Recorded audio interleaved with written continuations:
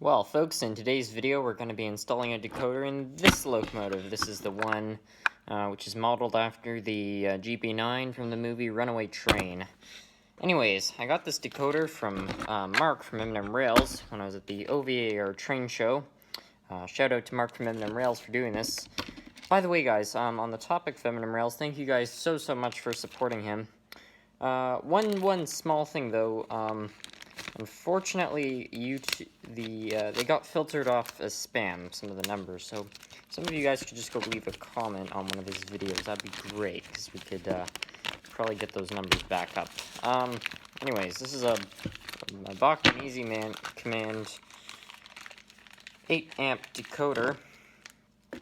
The last time I tried to install a decoder into a locomotive, things went up in smoke. I mean that literally. The decoder almost caught fire. Anyways, I'm not entirely sure how to wire this thing up. I think this is the type of decoder you're supposed to, they're supposed to be kind of like a plug on the board and you stick this directly in there.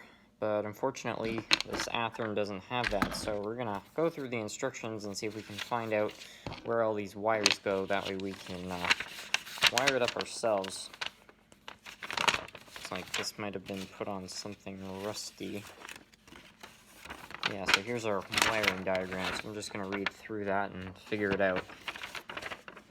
So I've looked through, obviously, since this thing is not going to work with this Athearn engine, we're just going to chop it off.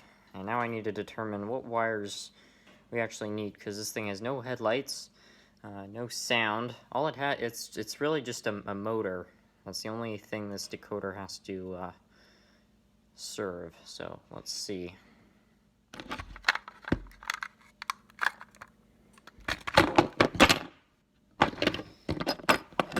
Weights.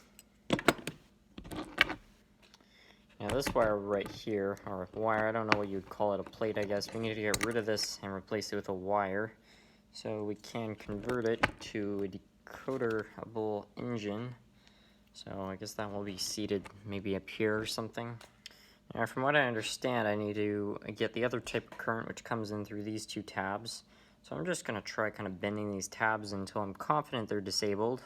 Or actually I could put some electrical tape. Yeah, I'll put some electrical tape. That will keep them safe from getting connections. It says right here that the black goes to the left rail pickup. Now in an Athearn's case, it comes in through the frame. I assume it means left as in the left if the locomotive is pointing straight, which is where the light is, which means we have to solder this black wire to the frame. So we're going to try soldering this wire right down to the frame.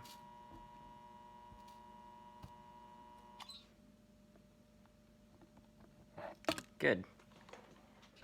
There needs to be a piece of wire that gets placed between here to replace the little tabs that used to be right there, so we're going to solder this really flexible wire on. Got a bit of flux on both the tabs, now we're going to try to get some solder on.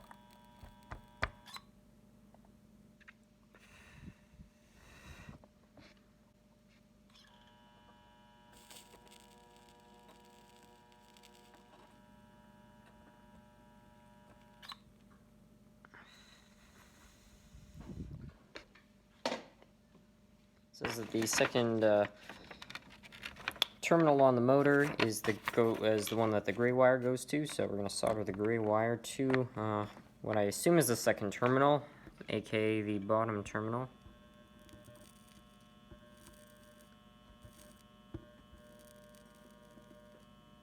And there we go.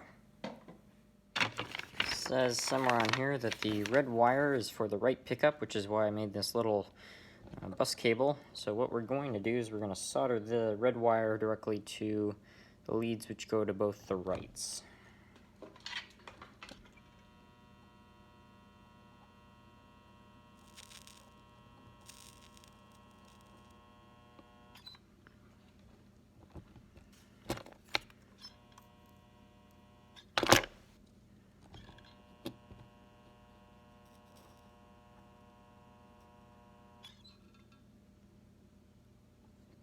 There we go.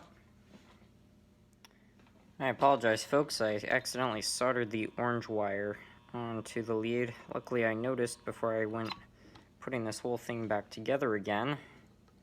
Otherwise, the decoder would have most certainly probably fried.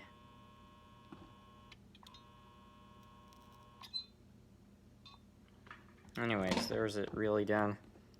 And we'll just slip some electrical tape over that, so if these wires happen to come into contact with the motor, they won't cause a short circuit.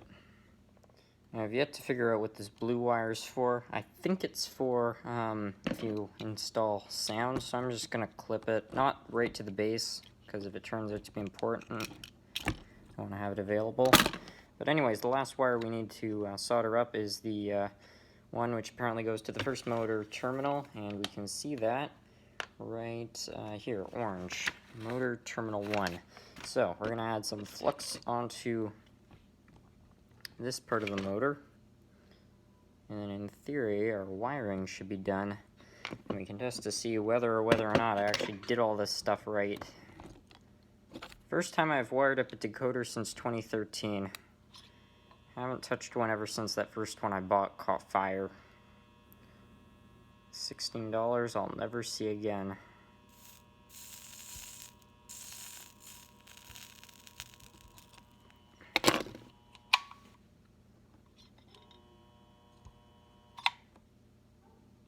And there we go. Now let's go test to see if this actually works. Got around the track here, we're gonna shift over to DCC. So for no smoky smoke now, all decoders usually have a setting of 3. So we'll see.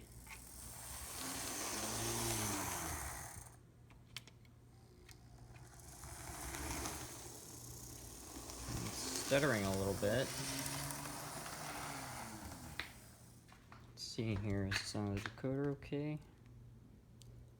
The temperature seems fine. Holler back.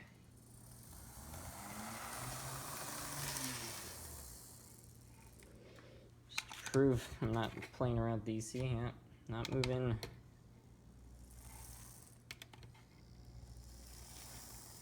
Good.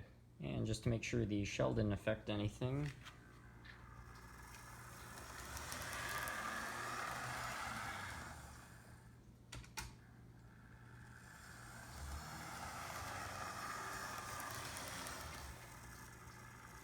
Yeah. Well, thank you guys for watching. Hopefully we'll have another video soon where we run them as a lot.